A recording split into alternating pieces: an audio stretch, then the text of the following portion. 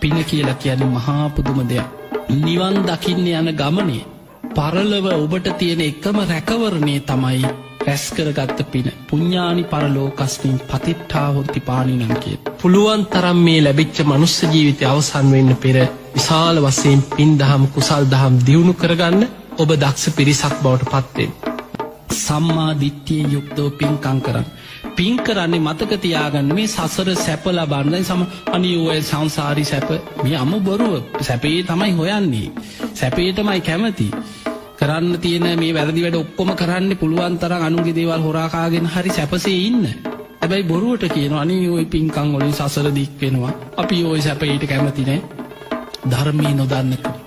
ධර්මයේ දන්න කෙනා සම්මා දිට්ඨියෙන් යුක්ත කෙනා පින් කරන්නේ දිව්‍ය සැප බලාගෙන නෙමෙයි. එයා පින් කරන්නේ නිවන කරා යන්න සැප සහිත මාර්ගයක් ඔස්සේ. සුඛාපටිපදා සැප සහිත මාර්ගයක් ඔස්සේ මට ඉක්මනින් නිවන් අවබෝධයට මේ පින උපකාර වේවා. පින කියන්නේ සැපසේ නිවනට යන්න තියෙන මාර්ගය. ඒ නිසා සම්මා දිට්ඨියේ යුක්තව පින් කරන කෙනා කරන හැම පිනක්ම ධර්මාවබෝධයේ අංගයක් හැටියට ඒක ආශිර්වාදයක් කරගන්නවා. ඒකයි පාරමිතාවක් වෙන්නේ.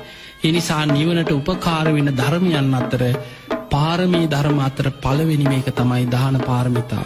ඔබ ඔබේ ශක්ති පමණින් දිලිඳු කෙනෙක් වුණත් ඔබට පුළුවන් හැටියට කාට හරි උදව් උපකාර කරන්න. ඔබට බැයි නම් කවුරු හරි කරන පිනකට හරි අත ගහලා හරි උදව්වක් කළා හරි දැකලා හරි අනේ සාදු කියලා හදවතින් මේක අනුමෝදන් වෙන්න. අන්න ඒ විදිහට පින් කරගන්න